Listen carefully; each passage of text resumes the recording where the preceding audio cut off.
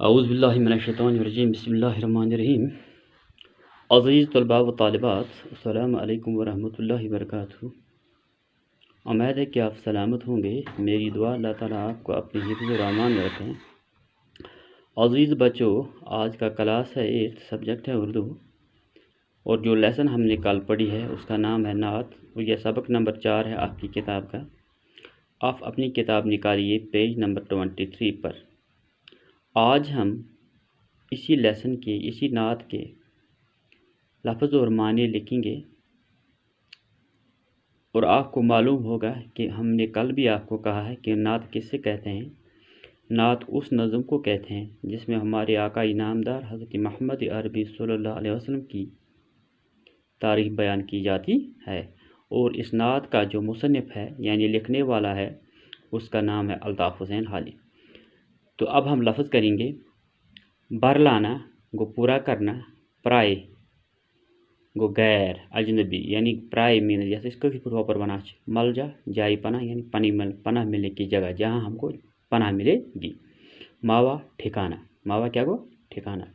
بد اندیش گو برا چاہنے والا، ہررا غاری ہررا وہ گفا جس میں حضرت محمد صلی اللہ علیہ وسلم خدا کی عبادت کرتے ہیں، اور یہاں جس گفا میں حضور صلی اللہ علیہ وسلم پر وہی نازل ہوئی اس کو غار ہرا کہتے ہیں۔ یہ غار ہرا مکہ معظمہ سے تھوڑی دیر اس پہاڑ پر واقع ہے جس پہاڑ کا نام جبل نور ہے۔ مسکھام یعنی کچا تانبا، کندن خالص سونا صرف سونا، کرنو زمانہ دراز یعنی طویل مدت، جہل جہلت، بیڑے ناؤ یا کشتی، موجے بلا مصیبتوں کی لہر، موجے بلا مصیبتوں کی لہر، ضعیف کمزور، ضعیف کمزور، درگزر کرنا، بخشنا، معاف کرنا، مفاسد مفسدہ کی جمع یعنی فساد برپا کرنے والا، جھگڑے برائیاں۔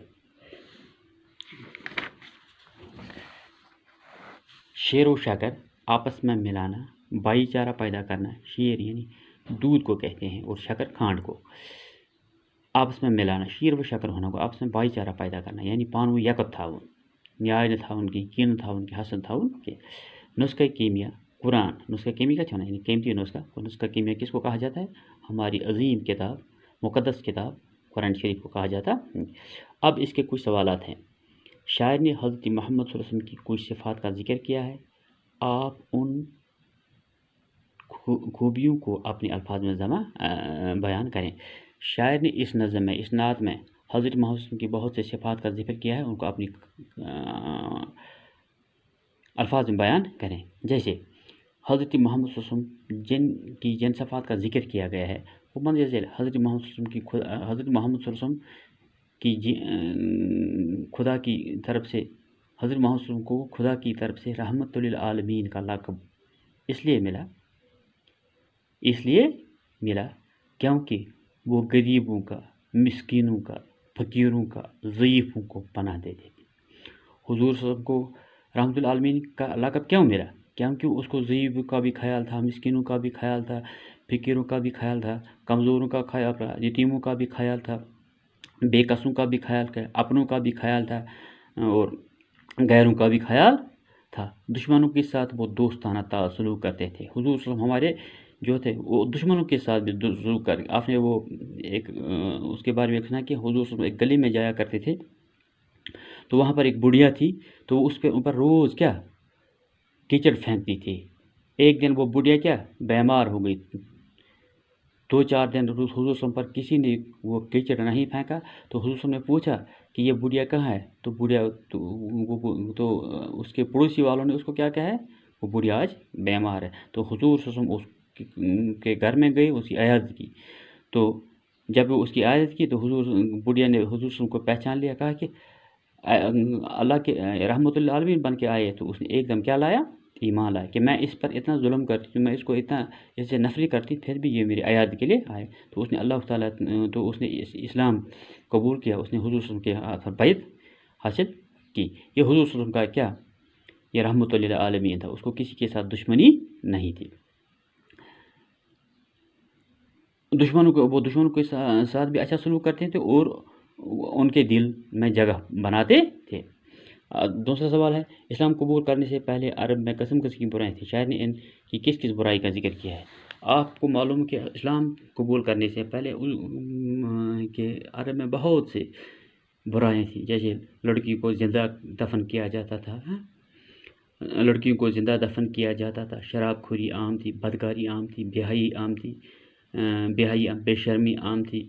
جو امیر لوگ تھے وہ غریبوں کو ستاتے تھے، جو جی میں آتا تھا وہ کرتے تھے. قانون نام کی کوئی چیز نہیں تھی، سب لوگوں کو اپنا اپنا قانون تھا، کوئی کسی کو نہیں مانتا تھا.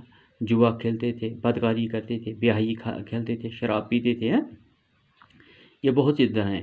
غریبوں کو ستاتے تھے. اسی اسلام قبول کرنے سے عرب میں قسم ہو رکھے کہ لوگ اکثر عرب کے لوگ جاہل تھے، بے حیا تھے، بے شرم تھے، ان پڑھ تھے. بات پر ایک دوسرے کے ساتھ جھگڑتے تھے، شراب پیتے تھے، جوا کھیلتے تھے، لڑکیوں کو زندہ دفن کرتے تھے، بدکاری کرتے تھے.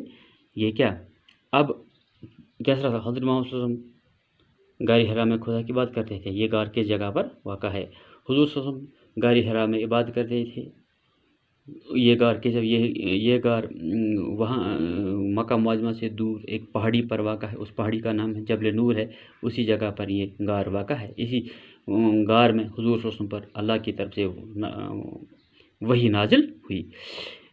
یہ 3 سوالات میں نے آپ کو سمجھائی. اب میں نے اپنی کاپی پر اس کو لکھا ہے. میں اس کو ایک رپیٹ کروں گا، تو مجھے امید ہے کہ آپ بھی اپنی کاپی پر ان سوالات کو نوٹ کرو گے، ساتھ میں یاد بھی کرو گے. تو انشاءاللہ میری امید ہے کہ آپ یاد کر کے یاد کرو گے، اور امتحان میں آپ کو اگر اس لیسن میں سے کوئی بھی سوال آئے گا تو آپ آسانی سے جواب لکھ سکو گے. شاعر نے حضرت محمد صلی اللہ علیہ وسلم کی کچھ صفات کا ذکر کیا ہے. آپ صلی اللہ علیہ وسلم ان کی خوبیوں کو اپنے الفاظ میں بیان کیجیے. شاعر نے حضرت محمد صلی اللہ علیہ وسلم کی جن صفات کا ذکر کیا ہے وہ مندرجہ ذیل ہے. حضرت محمد صلی اللہ علیہ وسلم کی خدا کی طرف سے، حضرت محمد صلی اللہ علیہ وسلم کو خدا کی طرف سے رحمت للعالمین کا لقب اس لیے ملا کیونکہ آپ صلی اللہ علیہ وسلم غریبوں، مسکینوں، فقیروں اور ضعیفوں کو پناہ دیتے تھے، دشمنوں کے ساتھ دوستانہ سلوک کرتے تھے اور ان کی جگہ میں جگہ پاتے تھے. میں نے ان کے جواب تھوڑے کم لکھے تاکہ آپ کو یاد ہو جائیں گے. اسلام قبول پڑھنے سے پہلے عرب میں قسم کی برائیاں تھیں. شاید ان کی کس برائی کا ذکر کیا ہے؟ اسلام قبول کرنے سے پہلے عربوں میں قسم کی برائیاں تھیں. جیسے عرب کے لوگ جاہل تھے، بے حیا، بے شرم اور نہ پڑھتے. وہ بات پر ایک دوسرے کے ساتھ لڑتے تھے، جھگڑتے تھے. شراب پینا عام تھا، جوا کھیلتے تھے، لڑکیوں کو زندہ دفن کیا جاتا کرتے تھے. سوال نمبر 3، حضرت محمد صلی اللہ علیہ وسلم غار حرا میں خدا کی عبادت کرتے تھے. یہ غار کس جگہ پر؟ حضرت محمد صلی اللہ علیہ وسلم خدا کی غار حرا میں خدا کی عبادت کرتے تھے. یہ غار مکہ معظمہ سے تھوڑی دور ایک پہاڑی جس کا نام جبل نور ہے پر واقع ہے. تو یہ 3 سوال آج ہم نے کیے. اب اس کا آخری سوال ہم کل انشاءاللہ کریں گے. امید ہے کہ آپ کو سمجھ آئی ہوگی. میری اللہ سے یہی عرض ہے کہ وہ آپ کو بھی اور مجھے کو بھی سلامت رکھیں. وما علینا الا البلاغ المبین.